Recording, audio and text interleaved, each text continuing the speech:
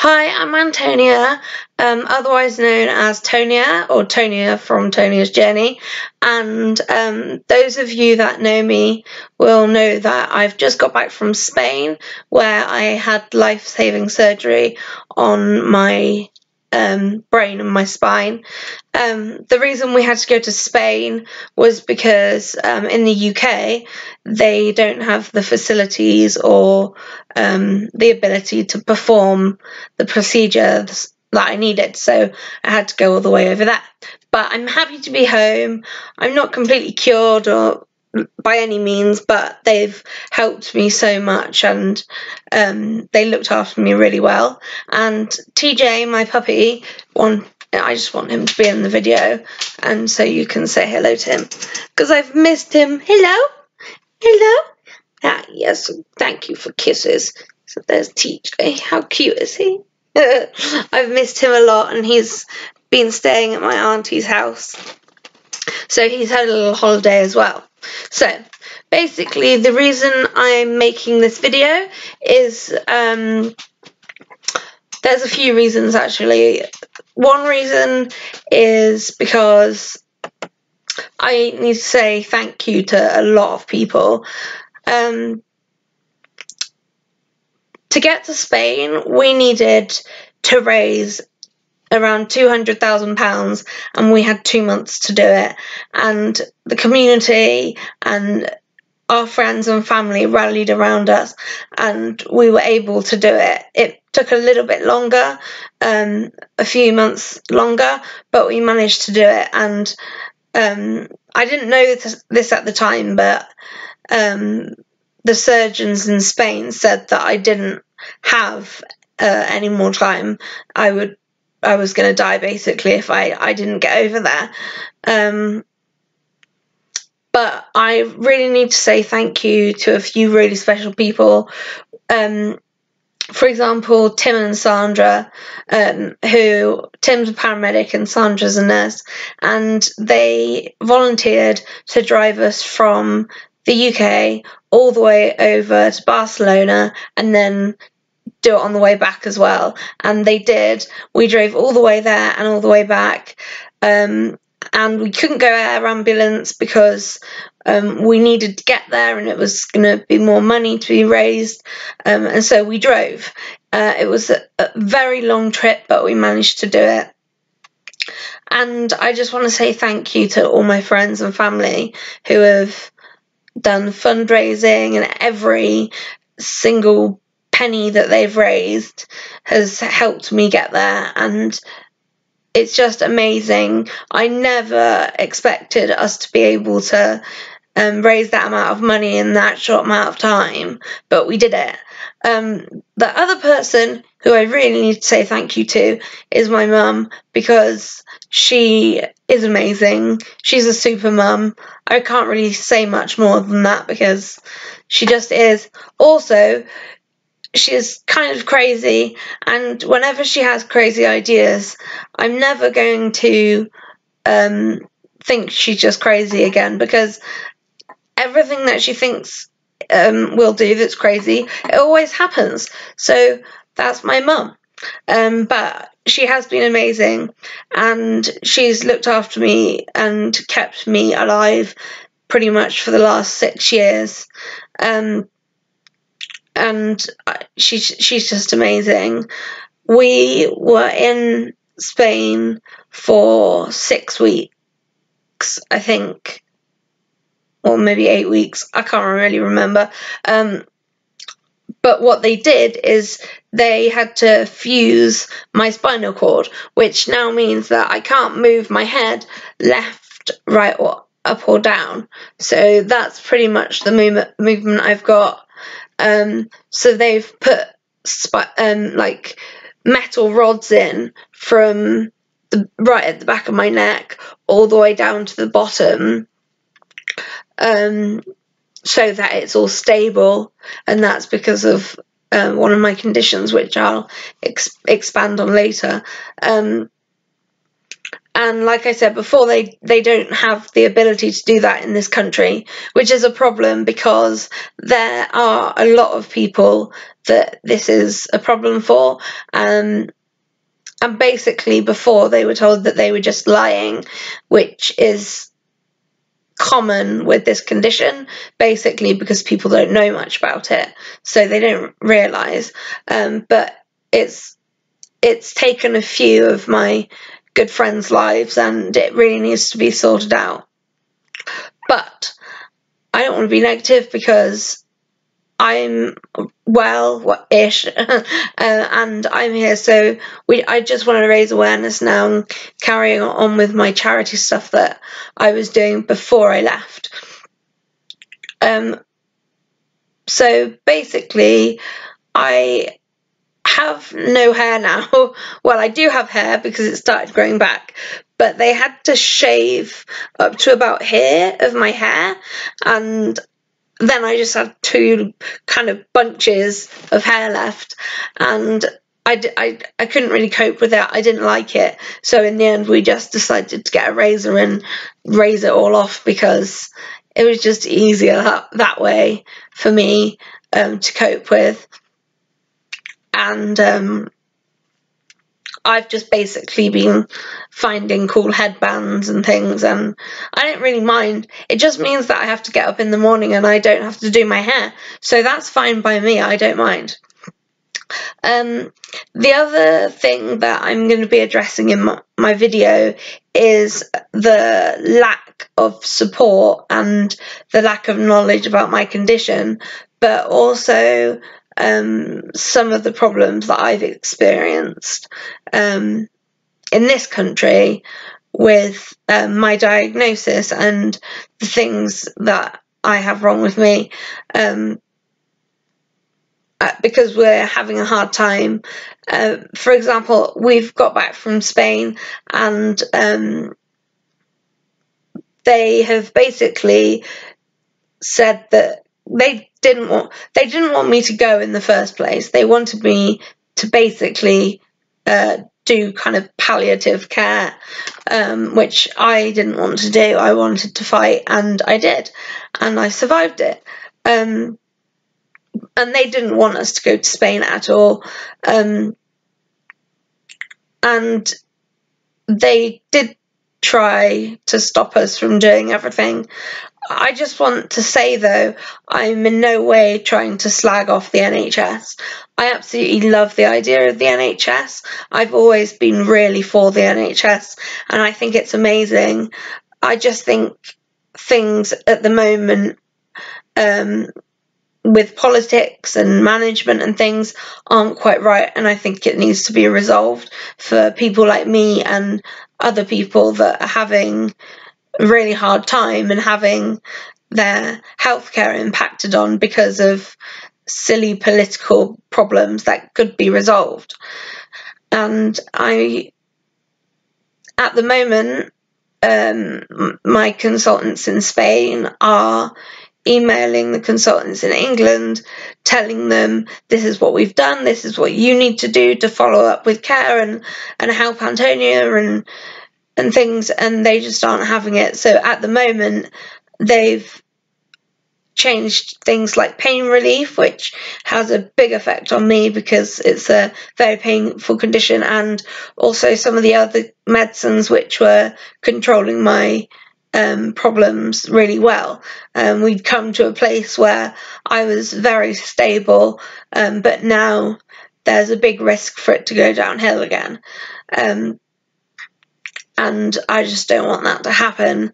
And I've kept quiet about things that have happened during the last 6 years while I've been ill. And I haven't done media things or said anything about the NHS because actually the nurses and doctors working on the ground are amazing. They are absolutely amazing, hardworking people, and there's nothing I can fault about the majority of them.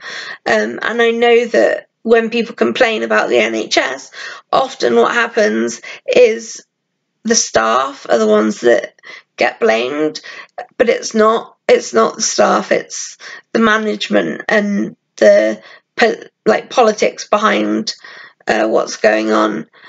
So I'm going to basically give you my history in a nutshell, and then kind of talk about what's been going on and what I've experienced in the last few days with how things have been coming back from Spain.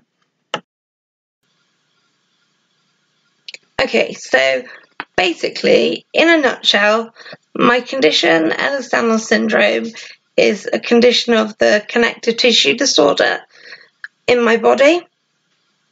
So the connective tissue basically holds everything together, and when it's faulty, it just doesn't hold things together properly, and things start going wrong.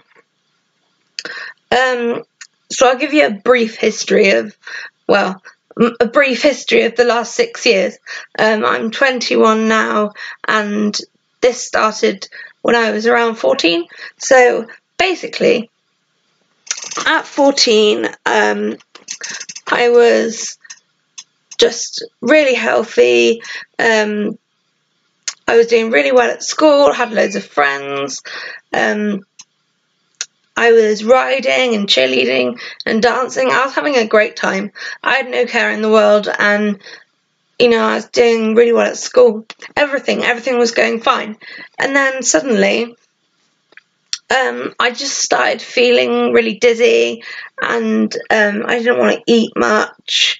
And I went to the doctors, who said, teenage girl, probably just kind of growing up, and I'll grow out of it. But then I started passing out, and it was like I was having seizures, and I was passing out loads, and I was being sick and not able to eat at all. And they did tests on my brain and my heart, which were normal, with some minor problems, but not anything that could cause those symptoms. And so I was told to go and see a psychiatrist, because they said that it was psychological. So I did, and that's what we did. But the psychiatrist actually told me that I needed to go back to the medical doctors, because they really didn't think that it was a psychiatric problem. So I went back to the medical doctors, who sent me to Bristol Children's Hospital, and they were the ones that originally diagnosed me with EDS and POTS, and everything was great there. I had good treatment, until they made a mistake, and unfortunately I was massively overdosed, and I was really, really ill.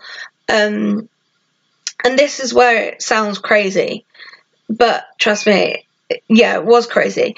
They basically tried to cover up the whole thing. They said that I had never been diagnosed. They said that my mum was making it up and making me ill, which obviously she wasn't, and I was making it up for attention or for whatever reason. And then they investigated that. Social services investigated it, and they obviously saw that that they were lying, and so I moved hospital, obviously, and continued with my treatment. And I was making progress, and in those years that I'd been in hospital, I was completely traumatized, and as a result of that, I've got PTSD, post-traumatic stress disorder. It's often associated with people in the military and things, but it was trauma from things that I'd had done in hospital that caused me to get PTSD. after being in hospital for about 3 years, I was 18, and DIY SOS is a program that basically rebuilds people's houses so that they're able to get into their house safely if they've got disabilities. And I was really lucky because they chose to do my house, and they rebuilt my house, and my house is absolutely beautiful. It's completely accessible to me. We've got the oxygen's all plumbed in. The hoists are amazing. They did an amazing job, and I was able to come home safely. And we never cured my condition, but at least we were able to manage it at home, so I could have some quality of life. We were managing my care in the community and at home, and there's been a lot of problems that have happened, which I won't go into because there's been loads of things, and we've always tried to deal with the things that have happened internally so that it's dealt with properly and managed properly. But unfortunately, it's gotten to the point where things were so bad, and Mum put in a really big complaint. And suddenly, after she'd made this big complaint, they started withdrawing care. For example, they were withdrawing my pain relief, and that was awful. They kind of were treating me as if I should just go home and die, and be palliative. Also, it was really strange for us because the staff were acting really weird with us.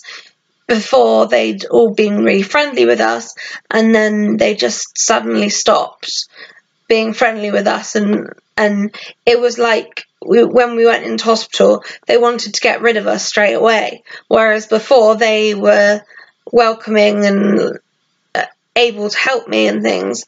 And for example, one of the incidents is quite difficult for me to talk about, but it kind of shows the kind of thing that was happening. So one day I went into A&E. I went into resus, which is the bit which is when you're really sick, you go in there. And my mum, the consultant, kicked my mum out, basically. He shouted at her and told her to get out of resus, which we'd never had before. She'd never been spoken to like that before, and I was really scared because that had never happened with me before. And basically, it was this man, and he pulled the curtain round, which I didn't feel comfortable with anyway, because I had no one with me. And I asked for my mum, and my mum's my legal carer and my legal guardian. And so, basically, I said, can I have my mum? Where's my mum? And he said that no, I'm not getting your mum. And I said that actually I was entitled to a chaperone and my carer to be with me. And he got really nasty. And I then said to him, "You're making me feel really intimidated." And no word of a lie, he came right down to my face and he said, "Oh, I'm sorry if I'm making you feel intimidated." And it really freaked me out. I also asked him, I said that I needed my wheelchair because that was the only way of me getting around. And he said no, he wasn't getting it. And I had no mobile phone, I had nothing. And they wouldn't let me see my mum.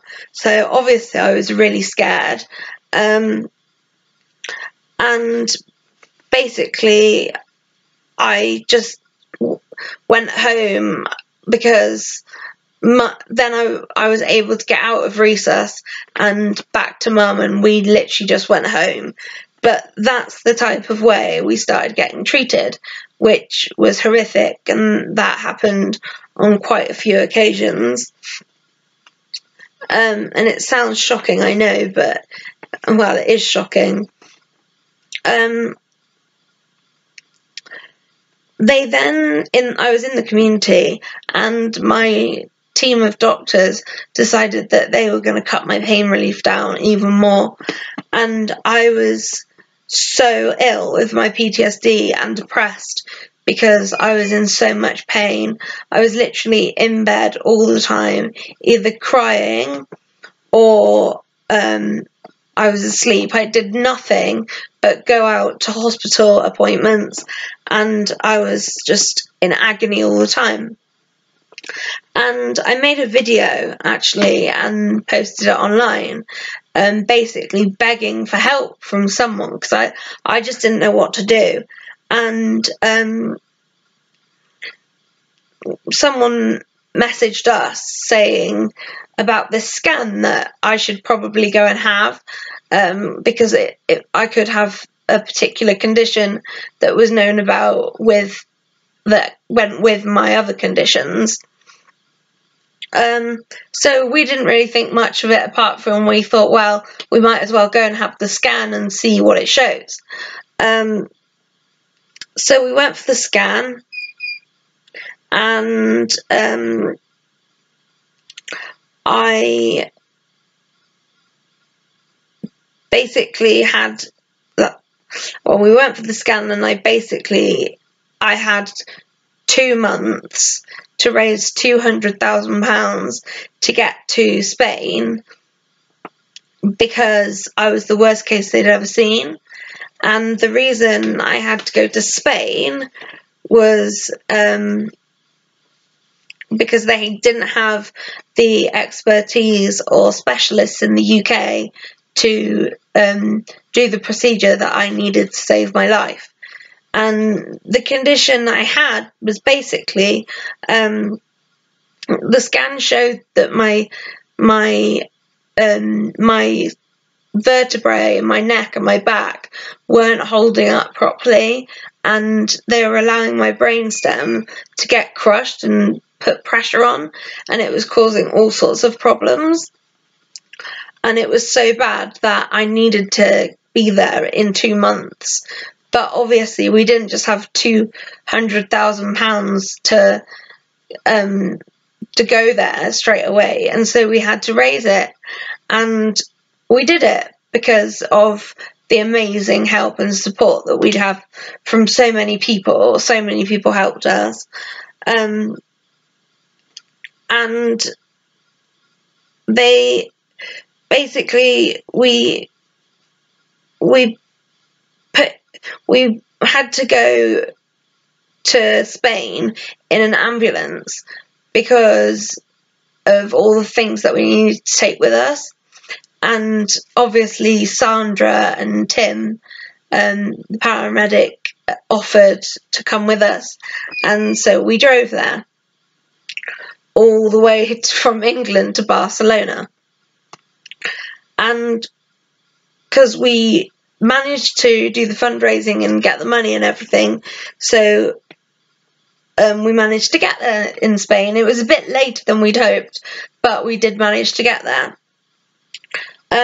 Unfortunately, when I got there, they realised that actually I was in a worse state than they'd originally thought, and I was admitted to ICU in the hospital even before I'd had the operation, because I was so unwell.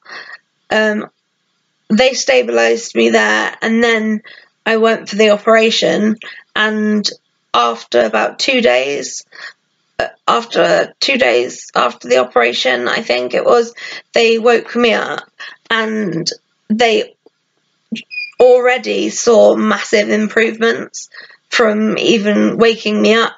Some of the symptoms were already getting better, and in the operation they already knew how dramatic the problem I had was, but during the operation they realised that it was actually worse than they'd ever seen before, and so they had to use different techniques to make my spine stay up. It's basically like scaffolding, holding it all up. And I've got titanium all down from the top of my spine all the way down to about where my ribs are, because I also had to have ribs taken out so that they could do the surgery. And I managed to start doing physio, and it was amazing to see the progress that I made, and they were so amazing there. I know obviously they're a private hospital, but people often think that private hospitals, you can just go and pay for what you want, but it's actually not like that at all. You can't just pay for what you want. They won't do a procedure unless they really think you need it. But I've been making so much progress, and I made so much progress in Spain, and I was like a different person. And after we stayed in Spain for a small amount of time afterwards, and basically it was so that if I had any problems I could go straight back to the hospital that I was close to. But then after a while I was able to leave Spain, and we set off on our mission home, which was an interesting one. So whilst we're in France, because we had to drive through France to get to the UK, whilst we were in France, I got ill and had a seizure, but also our vehicle broke down. So I had to go to one of the hospitals in France, and also we had to sort out the problem with the vehicle. So for about 2 days we were in the hospital in France, and they had to sort the vehicle out so that we had a vehicle to travel home in. And then once I was better and stable to go back on the journey, we restarted the journey and got back to the UK. And yeah, like I said, admittedly, I was really scared about coming back to the UK, because I just didn't want to be treated the same as I had been before, and in Spain they treated me so well, and I was scared that they weren't going to treat me well again, and I was right. And originally they had been sending us letters saying all sorts of different things, like I was like taking up the other patient's care and all of these different things. But now they have sent us a letter saying that actually they aren't able to look after me, so they've discharged me from their care, which means that I have no one looking after me. They've basically just said, we're not going to look after you, we're not going to prescribe your medications, and you're too complex for us. So now the result of that is that I'm not getting the relief and the pain relief and the medications that I need, even though Spain have been constantly telling the doctors in the UK all of the different things that I need. They won't do it for me, and I know that I can't go to my local A&E as well, because they've admitted that I'm too complex for them to look after me, so I'm not safe going to A&E either. And now, like, I'm just in constant pain again, and I don't really know what to do because I don't have a team looking after me. But I mean, I just don't know what I'm going to do about it. But this isn't just about me, really, because there's so many people that are in this situation. A few of my friends have died because they've not managed to get the treatment, and you know, people have been told they're lying and that they're just making it up until they get really sick, and then it's too late by then. And I just feel really unsafe, and I know that a lot of people feel the same. And I've got so many people who have the same problems and have the same condition. And the condition, EDS and POTS, are really underestimated, and you basically get labelled as kind of attention seeking or making it up, or that it's not that bad with this diagnosis. But it's the same with something like MS, because 20 years ago MS wasn't understood very well, and it's the same situation. People, like the medical profession, discovering new things all the time, and it's just about learning. It's new things are going to be coming all the time, and this, yes, it might be slightly new, but that doesn't mean that people can't learn about it and try and understand it. I just want, well, I need someone to prescribe my medications to stay well, otherwise I'm just going to get really sick again.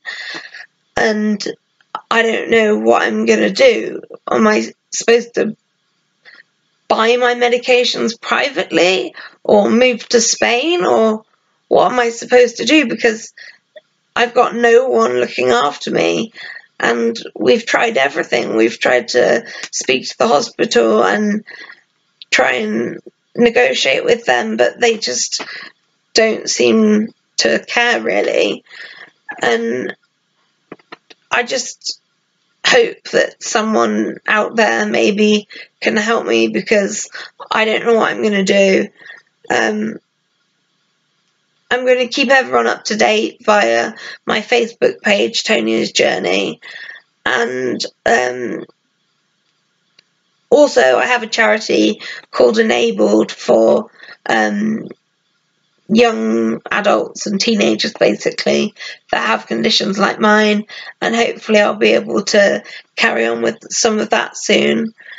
But I am making progress, but I just pray that I don't stop making progress and have all of this amazing work that they've done ruined just because the doctors here don't want to prescribe my medications for me, even though they know that I need them.